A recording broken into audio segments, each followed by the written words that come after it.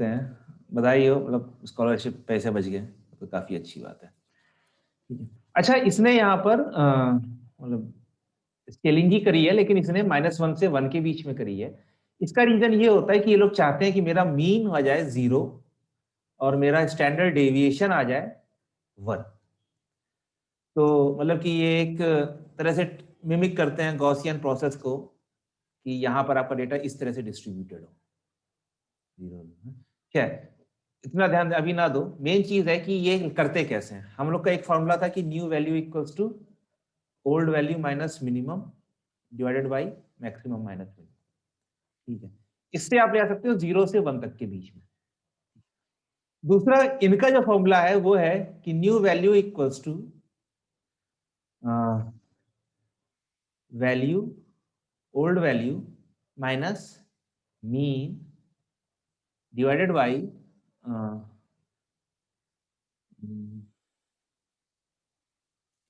Standard deviation होता है। क्या होता है, एक सेकंड में देखता हूँ यहाँ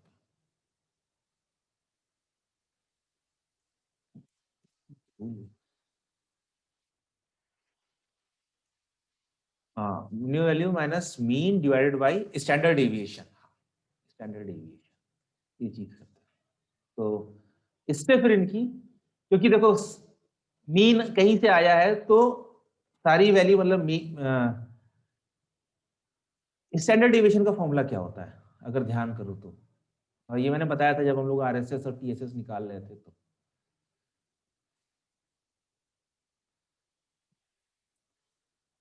वैल्यू होती है आपकी कि मीन से वैल्यू को माइनस करो, उसका स्क्वायर करो, सबको सम करो, उसको डिवाइड बाई n करो।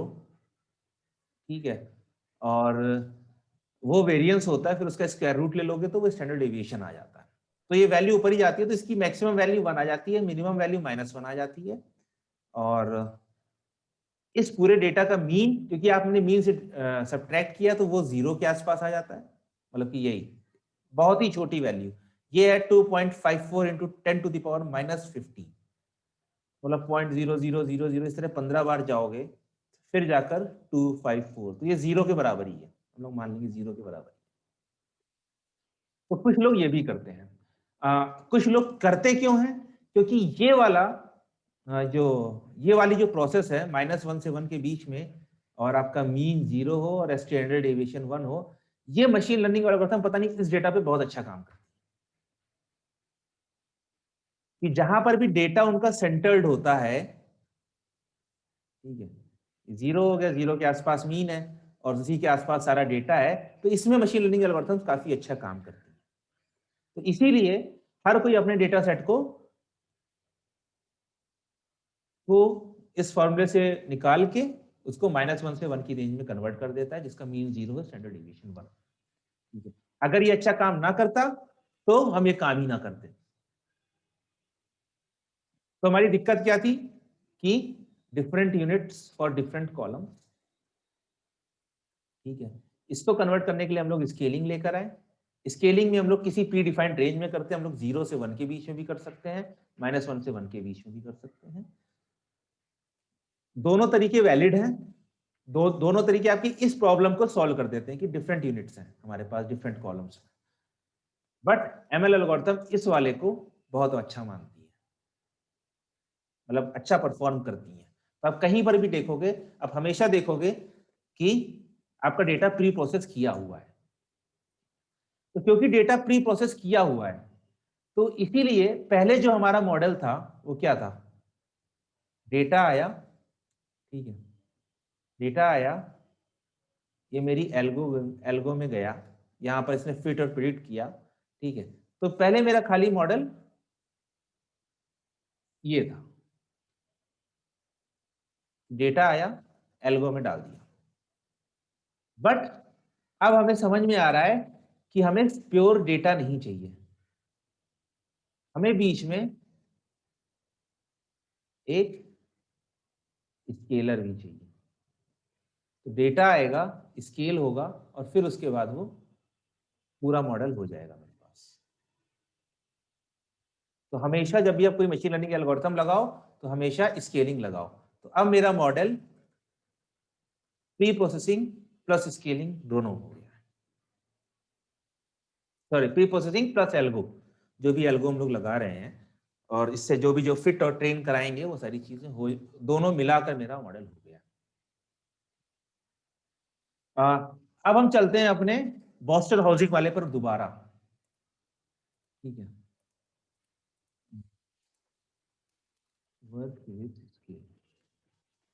बॉस्टन हाउसिंग वाले पर दोबारा जाते हैं, तो पहले हमें डेटा सेट लाना पड़ेगा from sklearn dot data sets import load Boston था, ठीक है। x comma y equals to load Boston, ठीक है। और इसमें हम एक चीज और कर देते हैं कि return x Y equals to,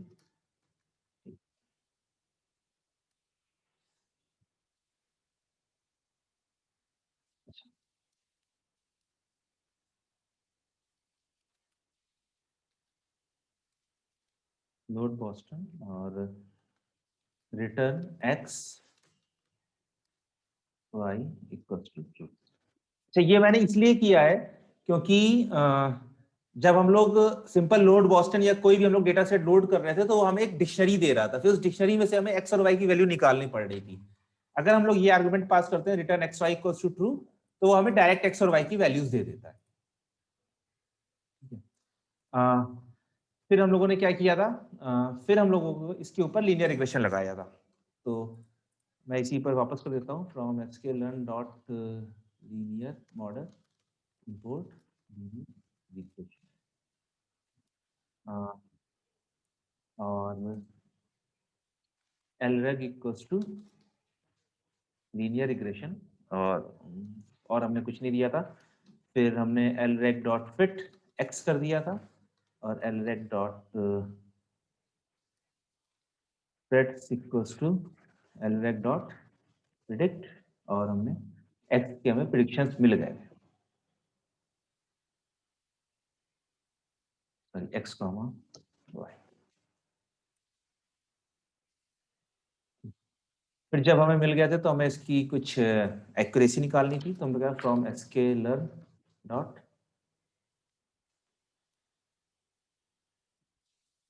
क्या था, कहाँ पर था एक्यूरेसी वाला, प्रैक्टिस करते रहना चाहिए। From sklearn dot model selection नहीं है, एक्यूरेसी स्कोर कहाँ है मेरा, कौन से मॉड्यूल में था, sklearn डॉट मैट्रिक्स, सही तो याद आ रहा है, लिया क्यों नहीं उसने। इंपोर्ट हमारे पास दो थे, कौन कौन से थे, R2 स्कोर और मीन स्क्वायर्ड एरर, ठीक है। ये मैंने इंपोर्ट कर लिया और फिर मैं अपना प्रिंट आर स्क्वायर्ड वैल्यू, ठीक है, ये मैं कर देता हूँ R2 स्कोर, और ये क्या लेता है, पहले ट्रू फिर प्रिडिक्शंस, और सेम मेरा RMSC आ जाएगा, np.sqrt mean squared error Y preds, ये बंद हुआ और ये प्रिंट बंद हुआ, ठीक है। तो ये मेरे पास आ गया, आर स्क्वायर्ड वैल्यू आ गई 0.74 और RMSC वैल्यू आ गई 4.67, ठीक। अब हम लोग वापस से करते हैं लोड बॉस्टन, ठीक है।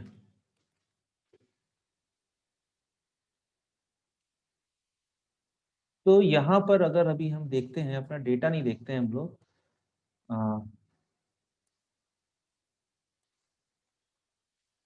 क्या हो गया, प्रिंट कर देता हूँ इसको, प्रिंट लोड बॉस्टन डिस्क्रिप्शन, ठीक है। तो अब मैं यहाँ पर कॉलम्स देखता हूँ, मैं कॉलम्स देखता हूँ कि मेरे पास per capita crime bye town है, ये प्रोपोर्शंस है, ये डमी वेरिएबल है, ठीक है। नाइट्रिक ऑक्साइड्स, इसकी वैल्यू है पार्ट्स पर 10 मिलियन में, ठीक है। एवरेज नंबर ऑफ रूम्स, ये सिंपल एक नंबर है। ये आपका रेशियो है। ये weighted distances to 5 Boston employment centres. अब इसकी यूनिट क्या होगी नहीं पता। Full value property tax rate पर $10,000 टैक्स। ठीक है, ये tens of thousands of dollars में है। ये प्रोपोर्शन है, ये pupil teacher ratio bye town है। ये परसेंटेज में है, L state percentage lower state of population. और जो वैल्यू है हमारी वो थाउजेंड्स ऑफ डॉलर्स में। तो इसको अगर हम हटा दें तब भी हम देखते हैं कि मेरे जो कॉलम्स हैं उनमें कुछ प्रोपोर्शंस हैं और कुछ एक डिफरेंट यूनिट्स में। तो यहां पर भी मेरी स्केलिंग लगनी चाहिए। ठीक है, तो अब हम इसको सेम काम करते हैं स्केलिंग लगाकर। कैसे? इन सारी चीजों को, स्केलर हमारे पास है ही, तो पहले हम स्केलर डॉट फिट कर लेते हैं हम लोग एक्स को। और अच्छा, आपको फिट ट्रांसफॉर्म अलग अलग करने की जरूरत नहीं है, इनके पास एक फंक्शन है फिट ट्रांसफॉर्म ऑटोमेटिकली, वो दोनों काम एक साथ कर देगा। ठीक है, तो ये मेरा हो गया एक्स स्केल्ड इक्वल्स टू। ठीक है, अब मैं सेम काम, अब मैं स्केल डेटा के ऊपर लीनियर रिग्रेशन लगाऊंगा। तो यहां से मैंने कॉपी किया, ये मैंने, और यहाँ पर एक्स की जगह हो जाएगा एक्स स्केल।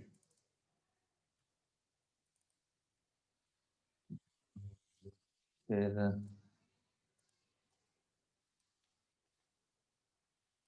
मैं अपना फिट कर लिया, मैंने प्रेडिक्ट कर लिया और उसकी वैल्यूज मैंने वो कर दी।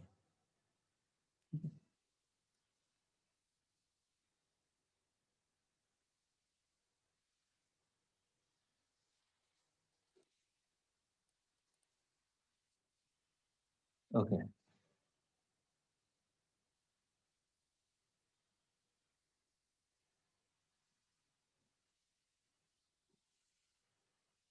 क्या हुआ? इसको मैं थोड़ा डिलीट कर देता हूँ। ये बस एग्जैक्टली सेम वैल्यू आ रही है। ठीक है, तो स्केलर डॉट फिट ट्रांसफॉर्म तो मैं एक्स, तो या तो मेरा एक्स कहीं गड़बड़ है, तो चलो मैं इसकी वैल्यू प्रिंट कर देता हूँ। ये दोनों सेम नहीं आनी चाहिए। प्रिंट मतलब एग्जैक्ट सेम तो नहीं आनी चाहिए।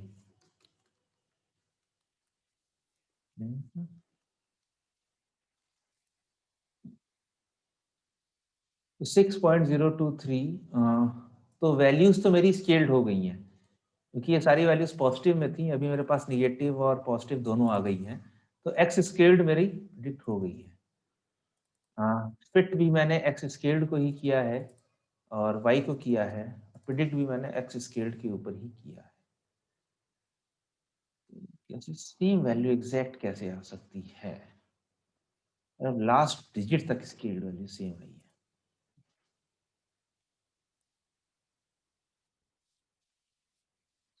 है।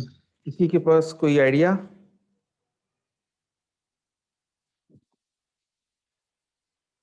नहीं सर। तो स्केलिंग हमने लगाई, हमारा डेटा भी स्केल्ड हुआ है। हाँ, अच्छा, मैं दोनों के कोएफिशिएंट एक बार वो करता हूँ। ठीक है, मैं इसके कोएफिशिएंट प्रिंट करता हूँ। Print L rag dot coefficient, और इसके भी मैं प्रिंट कर देता हूँ।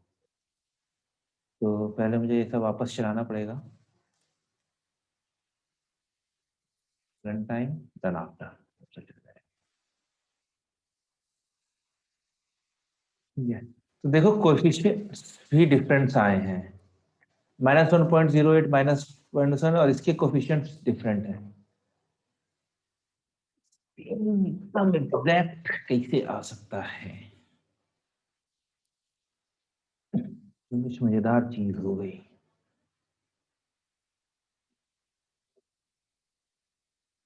वाई मेरा चेंज हो गया, सॉरी वाई मेरा सेम रहेगा, खाली मैंने एक्स को चेंज किया है। linear relation rel dot fit x comma y फिर rel dot predict x, यहाँ पर rel dot predict x scaled,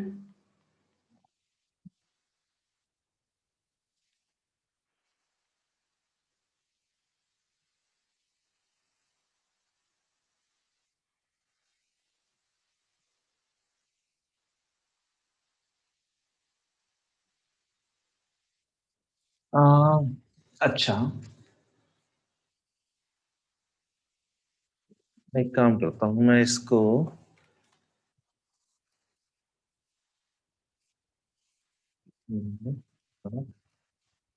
coefficient run time run,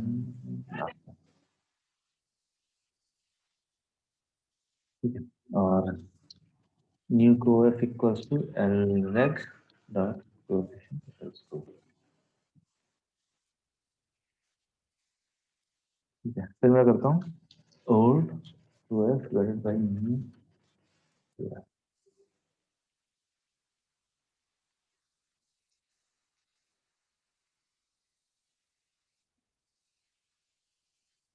ये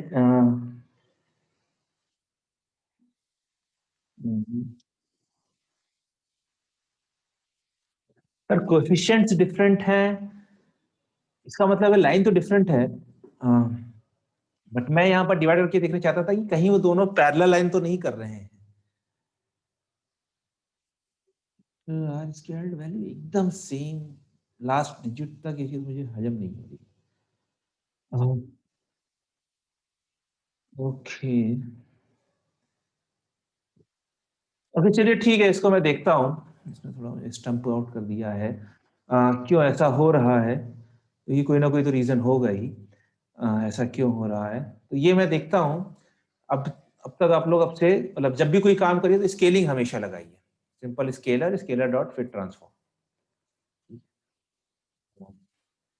और अगर पहले से ही वैल्यूज मतलब -1 से 1 के बीच में और 0 में हो तो आप मतलब तो नॉर्मल आप उन्हें यूज कर सकते हैं, बट प्रेफर करिए कि हमेशा मॉडल को रन करने से पहले स्केलर लगाइए, स्केलिंग करिए।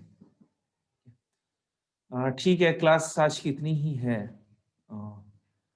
और इसको मैं देखता हूँ। ठीक सर।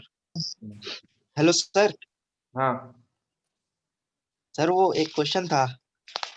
पूछो। सर वो मैंने आपको वो कोड भेजा था ना, आपने थ्रीसम वाली प्रॉब्लम कराई थी। हाँ सर वो ऑनलाइन कंपाइलर में सॉर्ट फंक्शन क्यों नहीं चल रहा?